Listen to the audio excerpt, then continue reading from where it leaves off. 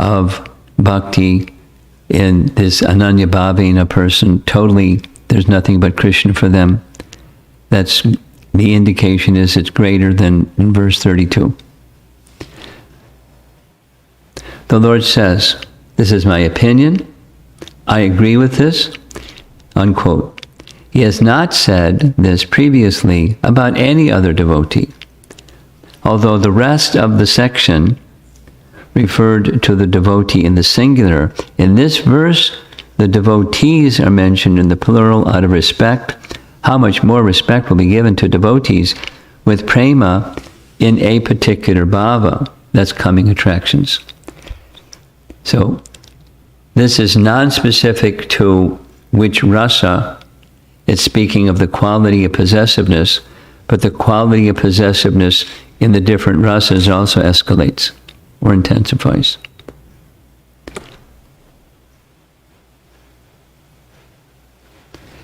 Okay, so now that was Bhakti Sandarbha 201 by Jiva Goswami.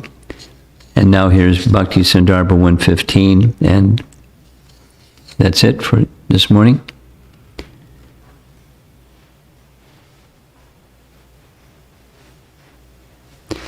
The word anvaya, or avoidance of forbidden activities,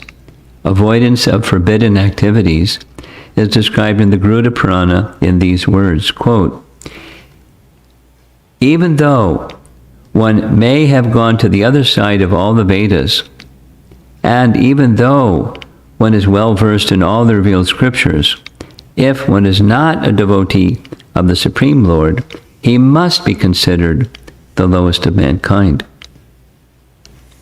Now, this is in reference to text 32. Text 32, again, is saying, my devotee who has become purified by the right process, their mind completely absorbed in me, that person is no longer obliged to perform the prescribed things or avoid the non-recommended things. So this is the avoidance of non-recommended things, because it's said later in this Uddhava Gita, avoiding the recommended things and performing the to be avoided things, both are causes of bondage or sin. The exception is for these persons that are on this totally different level. Here's an example. During Bhaktisiddhanta Saraswati Thakur's time, there was a sadhu that some devotees knew about, and he was on another platform of devotional service. Now, I'm not remembering his name at the time, but he was kind of a celebrated personality within the Gaudiya Math, and Bhaktisiddhanta advised his followers, don't associate with him. And it wasn't because he was impure, it was because he was on another standard of devotional service. His other standard of devotional service was he treated his deities of Gaur Nitai like his children. And he would sometimes shout at them and sometimes deprive them of their meal. And, he was on a spontaneous platform. And people didn't understand where this sadhu was coming from. So Bhaktisiddhanta, on the one hand, respected his qualification to do like that, but recommended that his followers not associate with him because they wouldn't understand him.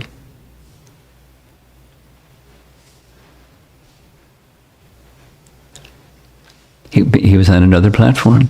So he was justified in what he did, and were we to do any of those kinds of things, it'd be offensive or worse. So that's the kind of thing that's being described.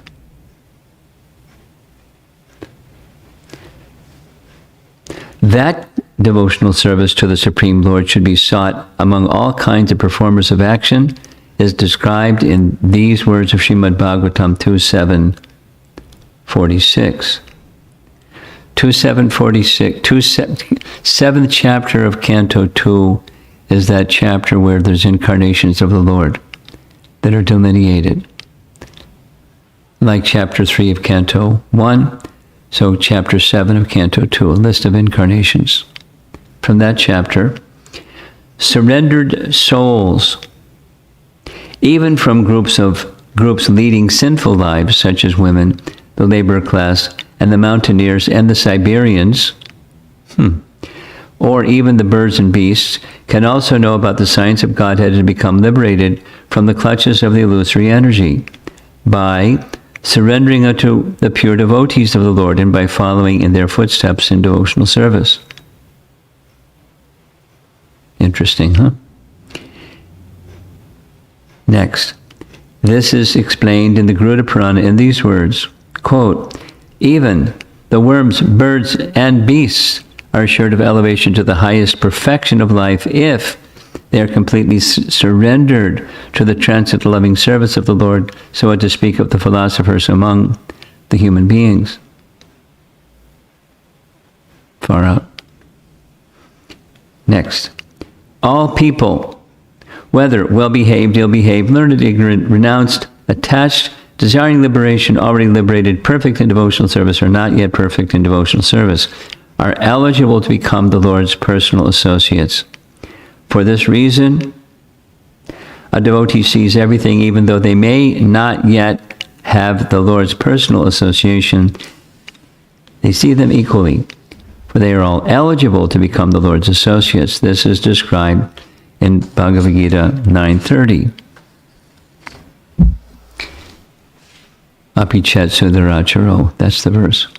Even if one commits the most abominable action, if he is engaged in devotional service, he is to be considered saintly because he is properly situated in his determination. The meaning of this verse is, Jiva Goswami, quote, if this is the truth about the ill-behaved who are engaged in devotional service, then what can be said about the well-behaved who are engaged in devotional service? Next, the Lord affirms that both the learned and unlearned are equally eligible to become his devotees. This morning's verse, 33, 11:11:33. Quote, my devotees may or may not know exactly, but if they worship me with unalloyed love, then I consider them to be the best of devotees. Next, this is also explained in Brihad Naradiya Purana in these words, quote, as fire burns whatever it touches, so Lord Hari burns away the sins of even the fools. Next, the Supreme Personality of Godhead affirms that both the renounced and the materially attached are equally eligible to become his devotees, 11:14:18. So this is later, three chapters later, in Uddhava Gita. My dear Uddhava, if my devotee has not fully conquered his senses, he may be harassed by material desires, but because of his unflinching devotion for me, he will not be defeated by sense gratification. And last, this verse means, quote, if this is so, then they who are not harassed by material desires will certainly never be defeated by sense gratification, unquote. In this way, this verse is like Bhagavad Gita 9:30.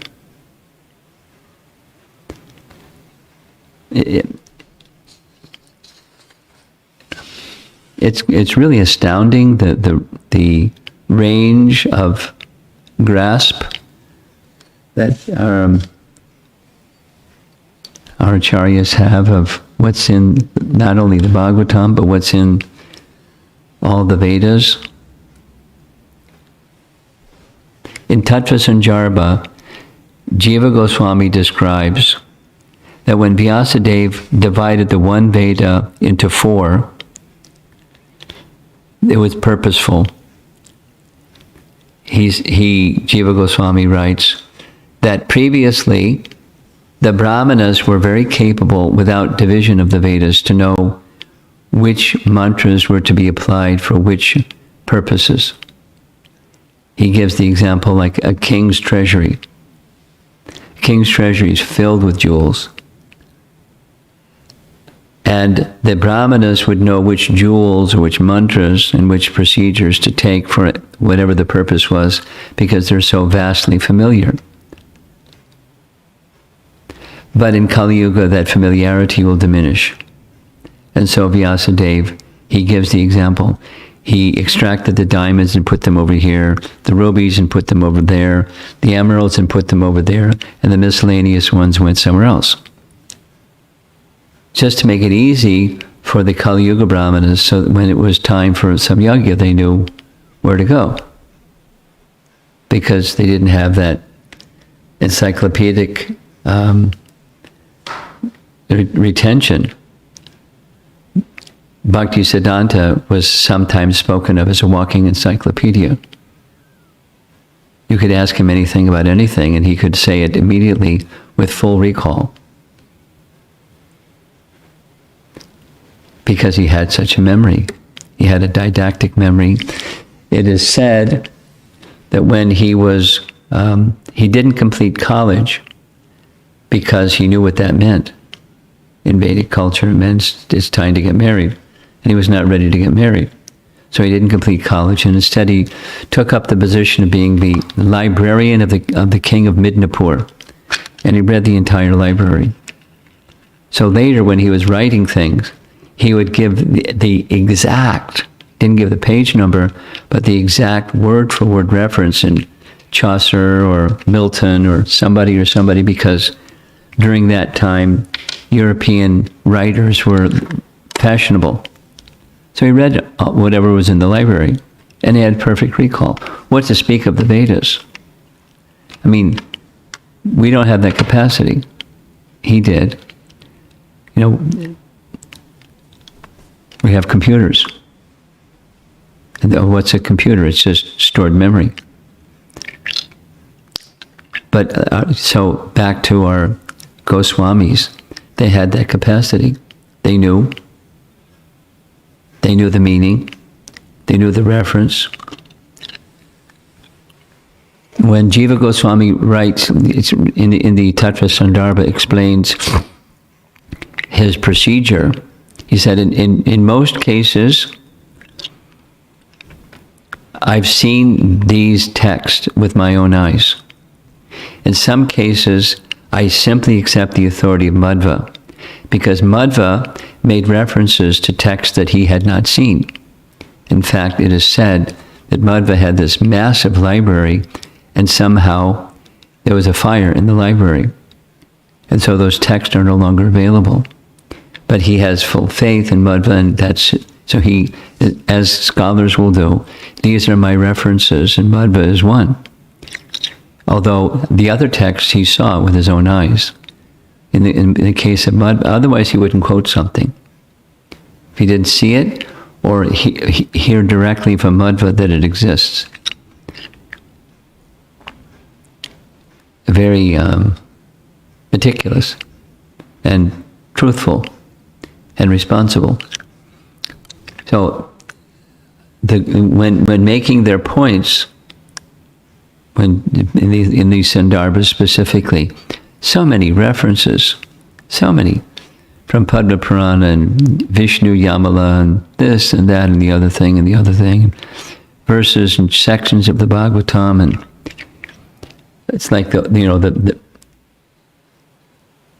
big puzzle that all the pieces are put in place, and he takes out this puzzle piece and connects it with that puzzle piece over there, and he can see the connection between all these different, otherwise to us, at least to me, isolated references. He sees them, and he cites them, and and makes his authoritative conclusions.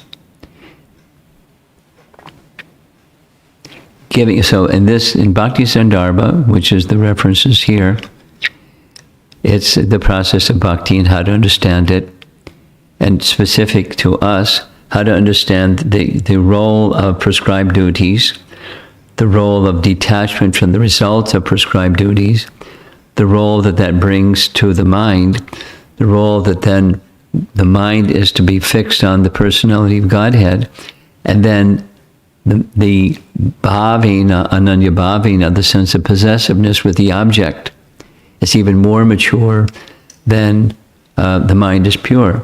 It's an intensification of that purity. And then there's intensification of that purity in different rasas. This is Rupa Goswami's teaching. And then there's intensity within the rasas, or between the rasas and within the rasas. So we're hearing from Krishna who he considers to be best. So when we read from our acharyas, and when they say whatever they say, it's drawn directly from what Krishna says, or drawn directly from the Bhagavatam. And they just make it, very palpable. A little technical sometimes, but very palpable.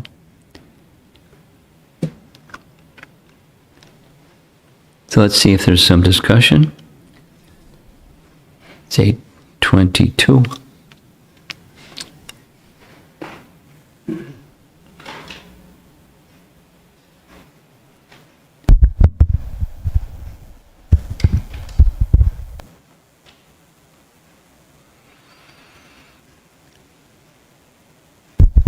Guru Maharaj, I think maybe people are typing. So one question, so this verse refers to the person in Prema Bhakti, or it is applicable to practicing devotee also? Arguments can be made in both.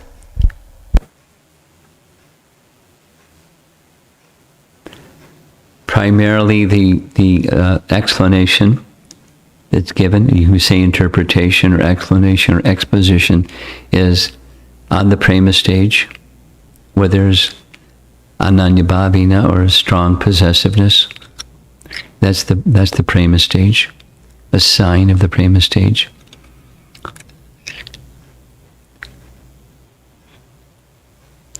But there are persons who are practitioners or sadhakas that have that seed of a sense of exclusive devotion. It's not matured yet, but so one can make that argument.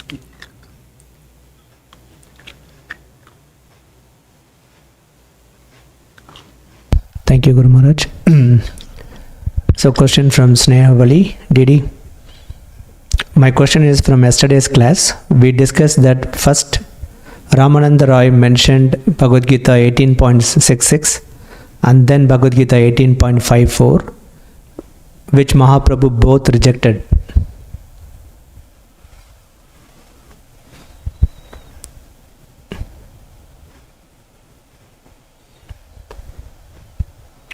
Maybe she is still writing. Okay. Bhagavad Gita 18.66 shows that Mat Sharana quality, which is the primary quality of the devotee. Yes. And Bhagavad Gita 18.54 shows Brahma Bhuta stage, the knowledge of Brahman. I have two-part question. First, why would Ramananda Roy mentions Bhagavad Gita 18.54 after 18.66, which looks inferior to 18.66? Second part. Wait, before you go to the second part. I suggest, Snehavali, that you read that section again. There's the two places to read it from, is Teachings of Lord Chaitanya, and within the text of the Teachings of Lord Chaitanya is made quite clear.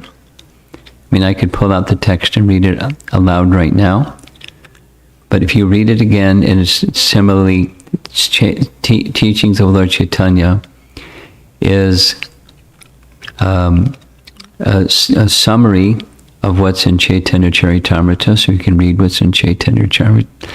There's another place where Prabhupada began writing an essay on the talks between Lord Chaitanya and Ramananda Roy, so there's three references. You like to study things very carefully, and I appreciate it. Now you're asking a question that is delicate, And I can give a ballpark answer, but I think you'll be more satisfied if you get a refined rather than a ballpark answer. The ballpark answer is surrender is the essence, and the realization that is the fruit of that surrender is further. So Lord Chaitanya didn't reject 1866, go further. Then there's other subtle points about why 1854 comes after 1866. But you'll find that in those places I just mentioned. And if it's really important, I'll get the text and read it again, because it's there.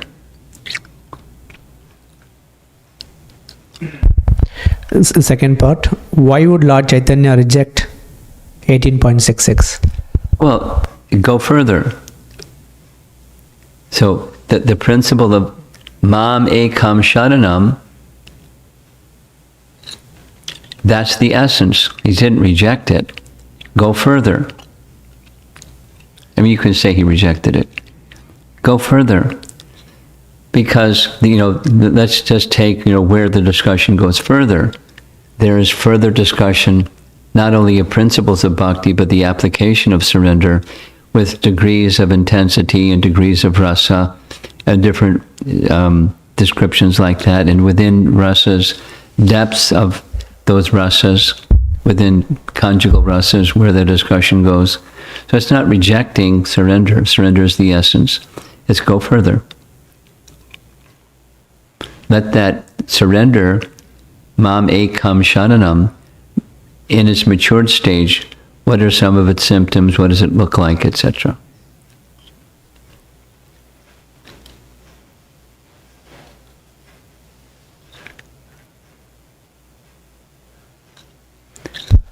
Anything in the Yes, room? Guru Maharaj. Anything in the room before you go on to reading something? Is there anything in the room somebody would like to raise?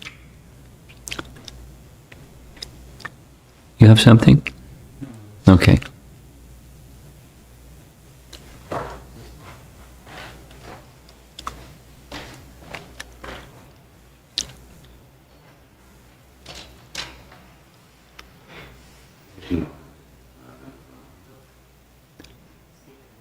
And speak up a little bit too. It's on. My question is, Maharaj, in this today's class, the Swarupa Sakti, that when if you want to get Krishna's mercy, then we need to go through Radharani's first to get the Krishna's mercy.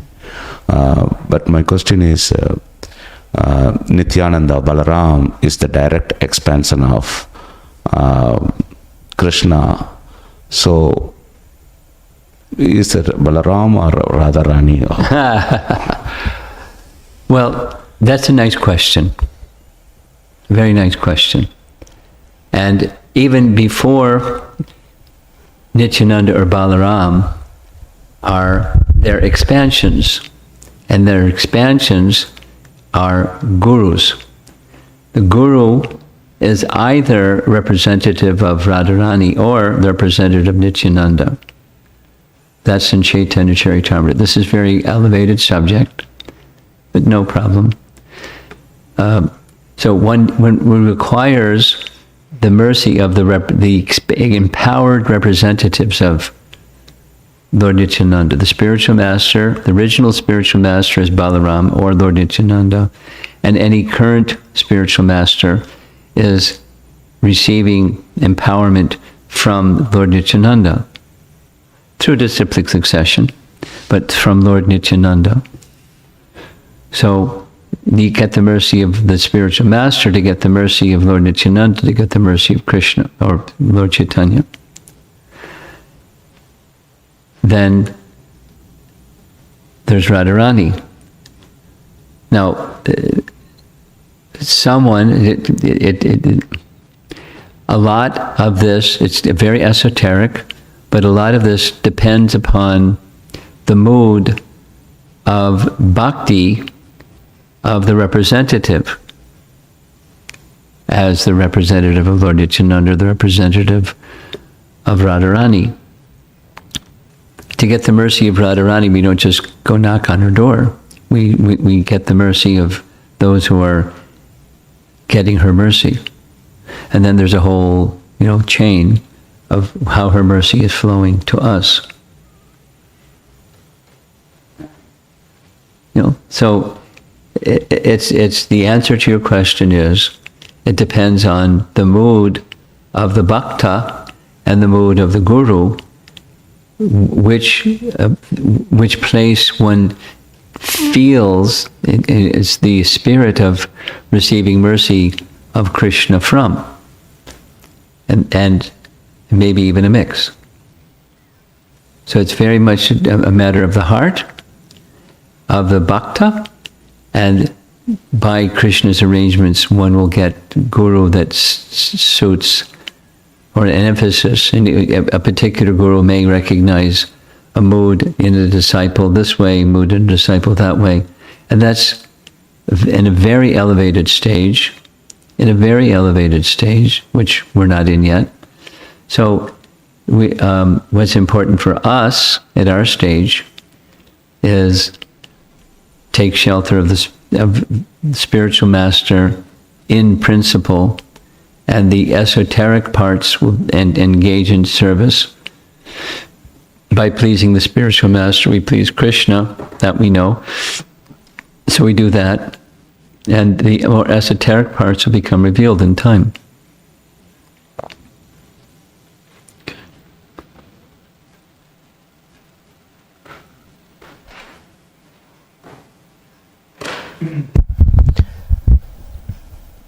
Hare Krishna Guru Maharaj, I have 3 questions if time permits. Number 1, how to differentiate between actual faith and blind faith?